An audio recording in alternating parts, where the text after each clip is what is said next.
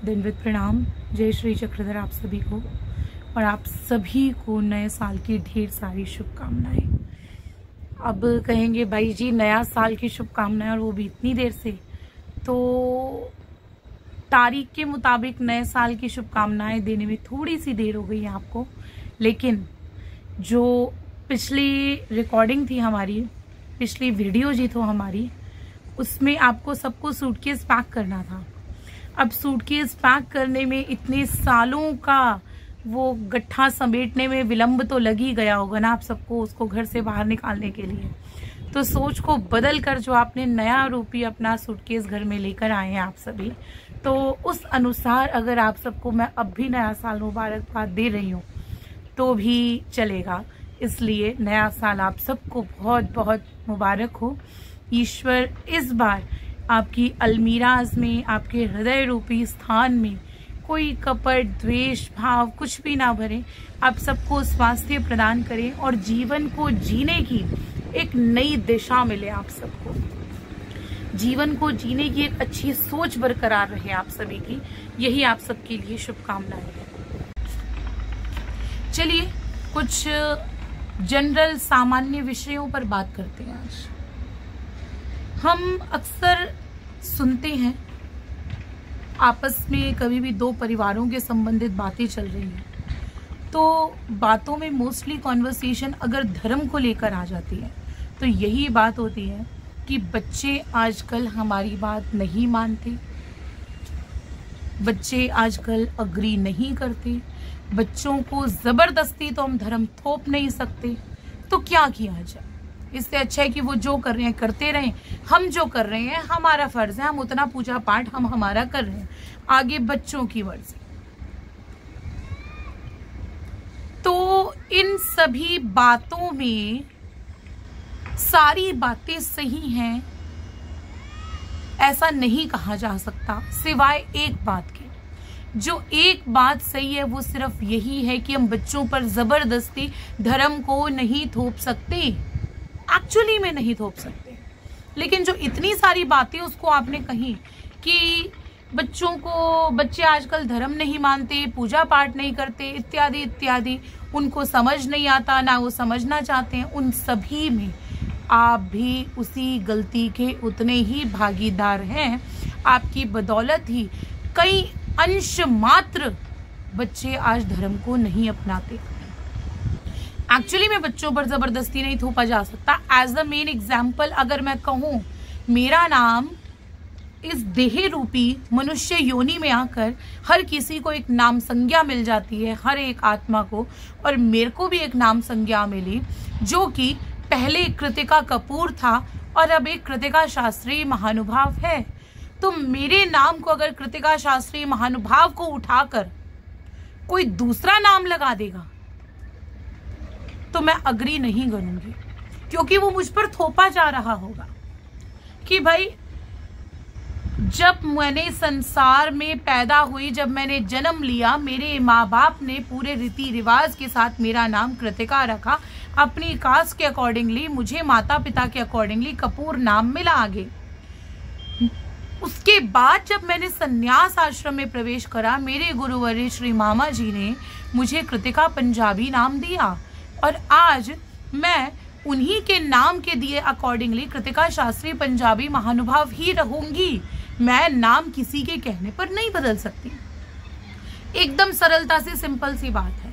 तो हम अगर कहें हमारे बच्चों को आज कि नहीं जी अब तूने पलटना ही पलटना है, तो ऐसा तो नहीं हो सकता, बिल्कुल गलत होगी ये बात। और इस गलत को सही करना जिस एज में, जिस उम्र में हमें चाहिए था, तब हमने करा नहीं। देन अब पछताए होत क्या जब चिड़िया चुग गई खेत, कुछ नहीं होना। अब आज का जो टाइम है वो इतना भागता हुआ काल है कि सब कुछ बहुत जल्दी होता है, फास्ट लाइफ हो गई है। एक समय होता था जब इंसान खाना भी खाने बैठता था तो मुंह हाथ धोकर आराम से चौकड़ी मार के पूरे परिवार के साथ सामूहिक बैठकर 1 घंटे में खाना खाता था। आज का टाइम क्या आया, एडवांस, फटाफट खाना परोस दो जी, फटाफट खाना परोस दो। और वो 10 मिनट भी हार्डली चप्पल पहनकर वो भी भोजन करा जाता है और फटाफट अपना आगे अपनी लाइफ के लिए निकल चुके सारे।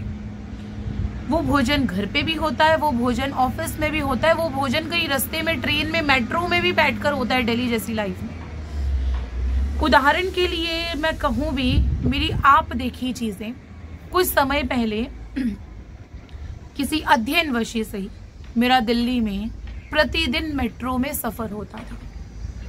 ये एडवांस लाइफ सिर्फ आप लोगों की, आपके बच्चों की लाइफ में ही नहीं आई, सबकी लाइफ में आई है। वो एडवांस लाइफ को इस हद तक मैंने महसूस करके देखा कि सुबह शार्प 7:30 बजे घर से निकलना और वहां पर 9 बजे तक मुझे पहुंचना होता था, मुझे जहां जाना है। घर से मेट्रो स्टेशन जाना है, मेट्रो में मेट्रो पकड़नी है, मेट्रो से उतरकर फिर वहां से आगे कन्वेंस लेकर मुझे जिस जगह पे जाना होता था उस जगह पे पहुंचना है। अगर 7:30 की बजाय एग्जैक्ट 7:30 की बजाय अगर मैं 7:35 पे भी निकलती थी तो आगे 5 मिनट मेरे वेस्ट होते थे। उस बीच में कई बार मेट्रो में इतना रश होता था कि उस दौरान कई बार आपकी 1-2 मेट्रो मिस हो जाती थी, जिस वजह से टेंशन लगी रहती थी, हाय लेट हो रही हूँ, हाय लेट हो रही हूँ। और वो मेट्रो से उतरते ही वो पहले जो लोगों को मैं देखती थी, स्पीड में लोग भाग भाग के जा रहे हैं आगे अपनी कन्वेंस अकॉर्डिंग। किसी को ऑफिस जाना है, किसी को कॉलेज जाना है, किसी को कहाँ जाना है, हर कोई बिजी स्केड्यूल में है अपना पूरा। थोड़े ही दिन में मेरी भी काउंटिंग उसमें हो गई थी। उदाहरणार्थ, हर कोई अपने जीवन में, चाहे वो संसार रूपी व्यवसाय हो, चाहे संसारिक एक विद्या रूपी ज्ञान के लिए कॉलेज इत्यादि में जाना हो, हर कोई अपनी लाइफ में स्ट्रगल करता हुआ भाग रहा है, क्योंकि उसको उस लक्ष्य तक, चाहे वो कमाई का लक्ष्य है उसका टारगेट का, चाहे वो पढ़ाई करके आगे कुछ बनने का टारगेट है उसका, या कोई भी बात हो, वो उसको आगे पुश कर रहा है उस चीज के लिए, जिस वजह से उसको अपने आप के लिए, अपने सोचने मात्र के लिए भी समय नहीं मिल पा रहा है। बच्चे जब छोटे होते हैं, स्कूल जाते हैं, उस दौरान मोस्टली जब बच्चों का रिपोर्ट कार्ड वो घर लेके आते हैं ना, बच्चे अपने माँ बाप के हाथ में देते हैं, तो माँ बाप देखते जब है तो वो देखते हुए उनके मुंह से पता है पहला क्या निकलता है, तेरे ये 4 नंबर कहाँ गए। अरे बच्चा पहले रिपोर्ट कार्ड लेके आया है, आप एक बार क्या आपने उसको उस टाइम गले से लगाया? तेरे ये 4 नंबर कहाँ गए, इस क्वेश्चन के पीछे इसी बात को एक और वे से जो बोला जा सकता था, बेटा फर्स्ट कौन आया, 4 नंबर ज्यादा किसके आए। क्या इस बात को सोचने के लिए इस डायरेक्शन से आपने अपने बच्चे को मजबूर करा? नहीं करा। आपने अपने बच्चे को इस बात के लिए मजबूर करा कि भाई मेरे 4 नंबर कटे, मुझे मम्मी ने, मुझे पापा ने गुस्सा करा, नहीं नहीं नहीं, नहीं मुझे पढ़ना है, नहीं नहीं मुझे पढ़ना है। बट लेकिन वो 4 नंबर लाया हुआ बच्चा किस हद से पढ़ा था, उसकी पढ़ने को लेकर उसकी लालसा कैसी थी, उसको फर्स्ट आने की लत कैसी थी, इस चीज को क्या उसे ऑब्जर्व करने दिया? बचपन में ही आपने बच्चों को सिखा दिया अपना टिफिन खुद फिनिश करना, शेयर नहीं करना किसी के साथ। कभी उसको ये बोला कि तुम्हारे क्लास का जो सबसे शार्प माइंडेड बच्चा है ना, आज लंच ना उसके साथ करने बैठना, पूछना उससे, बातचीत करना उसे अपना फ्रेंड बनाना कि वो कैसे पढ़ता है, कैसे आगे गया है, ताकि तुझे भी कुछ अच्छी बात मिले। नहीं, अपना टिफिन खुद फिनिश करके आना पूरा, किसी के साथ शेयर मत करना। चेंज होती गई बातें। जब बच्चा स्कूल से आया, आपने एक बार उसे गले लगाकर पूछा, बेटा आज का दिन कैसा गया, तूने क्या नया सीखा, रेदर देन जो हम डेली करते हैं, बेटे फटाफट तू शूज उतार दे, अपनी ड्रेस यूनिफॉर्म चेंज कर ले वरना गंदी हो जाएगी, फिर पिटेगा तू मेरे से, अपना बैग रख दे, चल खाना लगा रही हूँ फटाफट खाना खा, ट्यूशन वाली मैडम आती होगी, या अदरवाइज दूसरी बात तूने ट्यूशन जाना है।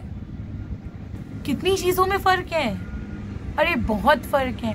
और इन सभी चीजों में पर डे जो उसे हम नई नई सीख देते थे, एक संस्कार रूपी, ताकि हमारा बच्चा हमारी सोसाइटी के लोगों के साथ जब उठे बैठे तो वो अच्छा दिखे, उसमें हम ये बता रहे थे, बेटा अगर कोई घर पे आ रहा है, आपको कुछ दे रहा है ना, आपको थैंक यू कहना है, उसको थैंक यू कहना ही है आपने। ये गुड मैनर्स होती हैं और आप तो अच्छे बच्चे हो, आपको गुड बनना है।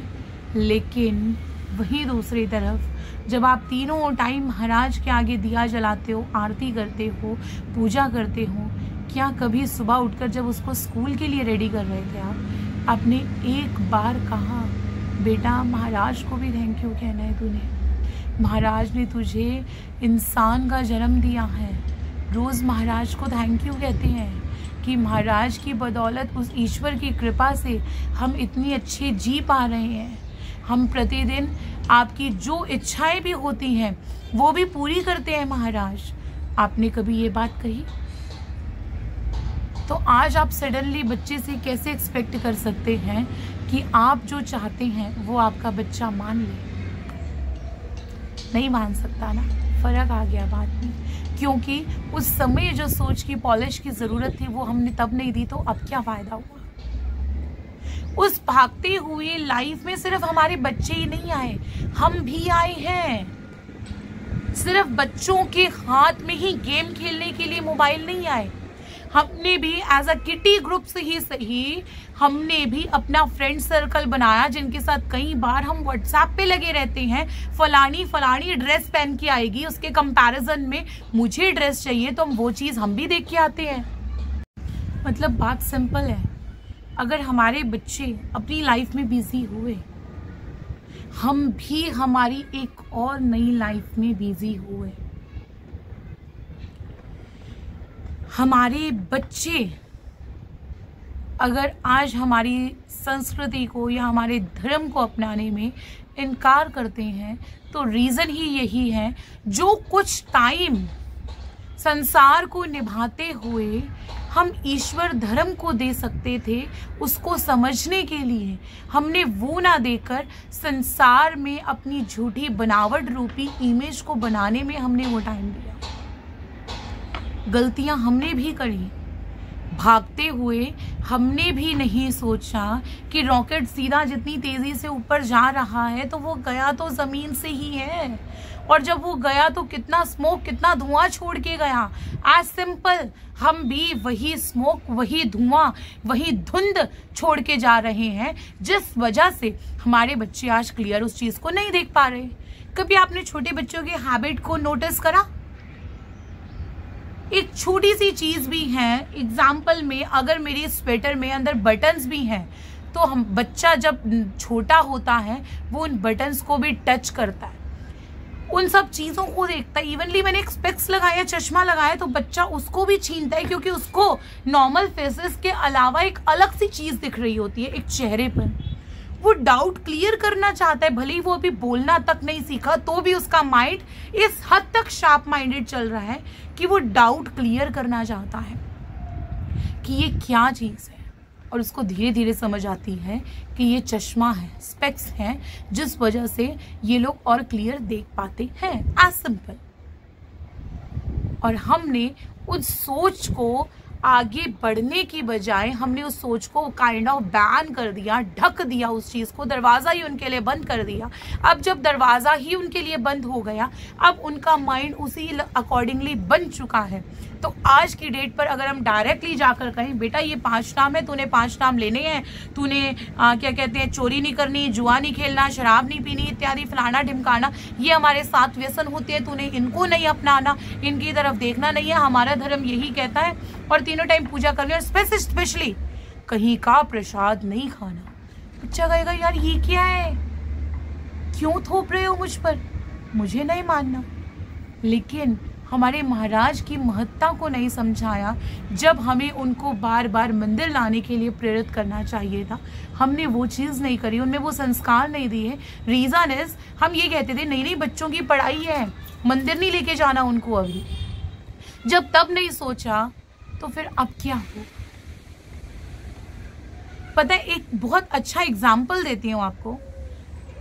जब श्री कृष्ण महाराज का जन्म होने वाला था, अभी हुआ नहीं था, 8वीं संतान देवकी के गर्भ में आ चुकी थी, और देवकी के मुख पर इतना तेज, इतनी सुंदरता झलक रही थी कि कंस ने भी जब देखा उस सुंदरता को, कंस ने भी कहा मेरा काल इस गर्भ में इसके आ चुका है, तभी देवकी इतनी सुंदर, इतनी तेजस्वी हो गई है। इससे पहले तो मेरी बहन कभी इतनी सुंदर नहीं थी, इतनी तेजस्वी कभी नहीं दिखती थी।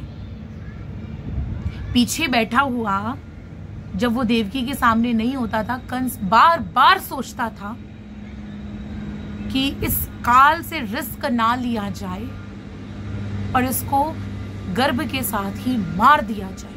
और कंस पूरी तैयारी के साथ देवकी के पास पहुंचता था, देवकी माता को मारने के लिए। जैसे ही वो देवकी माता के सामने खड़ा होता था, उस कुबुद्धि रूपी कंस के मन में भी, जिसके नाम में हिंसक रूपी समाया हुआ है अर्थ, उस कंस के मन में भी ना ये भाव जागृत हो जाता था कि यदि मैं इसको मारूंगा मुझे स्त्री हत्या का पाप लगेगा। इसके गर्भ में अभी शिशु है, तो इस अवस्था में मारूंगा तो मुझे बाल वध का भी दोष लग जाएगा। तो मैं कैसे इस अपराध के बारे में सोच सकता हूँ, मुझे तो कहीं पर नरकों में भी जगह नहीं मिलेगी, तो मैं ऐसा पाप करने की तो सोच भी नहीं सकता। इसलिए वो दोबारा से स्टेप बैक होकर वापस चला जाता था। वापस से उसके मन में वही सोच आती थी, लेकिन जैसे ही वो देवकी माता के पास आता था, देवकी माता के पास आते ही फिर से उसकी सोच बदल जाती थी। और वो सोच बदलते ही वो सोचता था कोई बात नहीं, इतने पुत्रों को तो मारा ही है ना बाद में, तो ये काल भी जब जन्म लेगा तब देख लूंगा, बट अभी नहीं। स्त्री वध रूपी, बाल वध रूपी सारे इकट्ठे अपराध मैं अपने सिर पर नहीं उठा सकता, अभी नहीं। और वो वापस चला जाता था। परमेश्वर के गर्भ में होने से मात्र उसके उस माता को देखते ही उसके भाव बदल जाते थे। तो यदि वो बच्चा अगर बाल अवस्था से ही धार्मिक क्रियाएं कर रहा है, उसके हाथ से आप संतों को संकल्प छुड़वाते हैं, विधि करवाते हैं, मंदिर में बीड़ा चढ़वाते हैं, पुष्प चढ़वाते हैं, महाराज को आरती करवाते हैं, इवनली मंदिर में लाते भी हैं, तो इमेजिन कीजिए क्या आज की डेट में भी वो संस्कार उनमें जागृत नहीं होंगे। सो प्लीज इस भागती हुई लाइफ में खुद को मत इतना भगाइए कि आप कौन हैं। आप एक्चुअल में दुनिया के आगे एक इमेज खड़ी करने के लिए अपने आप को ही भूल जाए। आप बहुत इम्पोर्टेंट हैं सच में, क्योंकि ना असंख्यित जीव योनियों में सड़ रहे हैं। उन असंख्यित जीवों में से आप मनुष्य योनि में आए हैं, और मनुष्य योनि के बाद ईश्वर क्या है, आपको इसकी डेफिनेशन को कुछ हद तक समझने का मौका मिला है। तो उस मौके को, उस चांस को ना गवाकर उसका फायदा उठाकर आगे बढ़िए। कहते हैं सूरदास जी को जब खड्डे में गिरे थे, भगवान ने आकर हाथ दिया उन्हें खड्डे से बाहर निकालने के लिए, उन्होंने भी फायदा उठाकर कह दिया, हरि बहा छुड़ाए जात हो निबल जान के मोहे, हृदय से जब जाओगे सबल मान हो तोए। तो ऐसी सुंदर संस्कृतियां हमारे पूर्वजों से हमारे पास आई है। सो डोंट मिस दैट, उसको गवाइए मत, उनका लाभ उठाकर आगे बढ़िए। जहाँ पर फायदा होता है वहाँ पर हम बार्गेनिंग भी करते हैं ना, क्योंकि वो चीज़ हमें पसंद आई हुई होती है, हमें वो चीज़ चाहिए होती है। सेम बार्गेनिंग बनती है इसके बारे में, इसको हर हाल में हासिल करना बनता है, क्योंकि मनुष्य देह रूपी आपको सुंदर योनि तो मिल चुकी है। अब इसको सजाना है ना, तो सजाने के लिए कुछ तो सुंदरता चाहिए। वो सुंदरता ज्ञान से बढ़कर क्या होगी, जो नैसर्गिक आपके मुख पर एक तेज देगी, आपको आत्मसंतुष्टि देगी। एक्चुअल में महसूस करके देखना, जब आप उसमें रमने लगोगे ना, आप सच में कहोगे अब कोई तकलीफ नहीं लगती, अब मैं खुश हूँ, अब मैं प्रसन्न हूँ, अब मैं संतुष्ट हूँ। तो संतुष्टि की वाट चाल को जाइए, उसको समझिए, और परमेश्वर प्राप्ति के मार्ग को अपने बच्चों को आज की डेट में धरोहर रूपी कैसे देना है उसको महसूस कीजिए। रोज सुबह उठकर मैं अपने ऊपर एग्जाम्पल देखती हूँ। सबसे पहले हम फ़ोन चार्जिंग को लगाते हैं, हार्डली बैटरी मेरी होती है 35-40%, नहीं 100% चार्ज हो जाए ताकि पूरे दिन समस्या ना हो। अब 100% चार्ज होने में आजकल एडवांस जो फास्ट चार्जिंग आ गई है, हार्डली हाफ एन आवर लगता है, आधे घंटे में फ़ोन की बैटरी पूरी चार्ज हो जाती है। अब ये देखिए आधे घंटे में फ़ोन की बैटरी चार्ज हो गई। उसको डाउन होने में, बैटरी को डिस्चार्ज होने में पूरा दिन लगा। आपने पूरा दिन यूज़ करा, वो धीरे धीरे उतरी। 100, 95, 90, 85, 80, 70, 60, 50, 40, 30, 20, then 10। फिर वो दिखाता है कि बैटरी चार्ज करो, बैटरी लो। ठीक है यार, यही तो हमारे साथ भी हुआ है ना। 100% बैटरी चार्ज होकर हम आए थे इस सृष्टि में। सब कुछ पता था, वो बुद्धि विवेक भी उतना ज़्यादा था, लेकिन बुद्धि विवेक तक को गवाते गवाते, डाउन होते होते होते होते बैटरी डिस्चार्ज होने पे आ गई। और आज बैटरी लो है। बैटरी लो है मीन्स दिमाग को जंग लग चुका है। लेकिन अगर हम इस दिमाग के जंग को हटाना भी चाहें ना, सच में फास्ट चार्जिंग रूपी ना अपने आप की सोच को बदलने के लिए, कुछ अच्छा समझने के लिए सिर्फ किसी अच्छे को ढूंढना है हमारी लाइफ में। एक अच्छा गुरु चाहिए हमें। आधे घंटे में सेम फास्ट चार्जिंग हो जाएगी और सेम आप पुनः वही जीव होंगे जो आपको होना चाहिए और आपके आसपास जैसा होना चाहिए आप उसको भी कर पाएंगे। पोर्टेबल चार्जिंग भी होगी, लेकिन आपको भी पहला वैसे बनना पड़ेगा। सो तैयारी करिए और अपने अंदर की इन खामियों को पहचानिए कि कहाँ कहाँ गलती हुई है। जो गलतियाँ आपको महसूस होना, आगे अब समझाइए अपने घर में छोटों को कि अब वो ऐसी गलतियाँ ना करें, क्योंकि समय और भी फास्ट होता जाएगा और भी भागता जाएगा। सो बी रेडी, तैयार हो जाइए। अपनी इस भागती हुई लाइफ में अपने आप के लिए समय निकालते हुए, अपने आप को समझते हुए, अपने आप के प्रति आपको क्या सुधार लाना है, ताकि अपने आप में, जो आपके हृदय में ही, कहीं और नहीं, परमेश्वर मौजूद है ना, उनको पहचान पाए। वरना यही बात है, मंदिर मंदिर मूरत तेरी, फिर भी ना देखे सूरत तेरी। तो उस सूरत को निहारने के लिए, देखने के लिए ईश्वर के नाम की महिमा को समझना बहुत ज़रूरी है, ताकि हम भी कुछ कर पाए। चलिए, इजाज़त चाहूँगी, पुनः मिलेंगे। दंडवत प्रणाम, तब तक आप सभी को। जय श्री चक्रधर।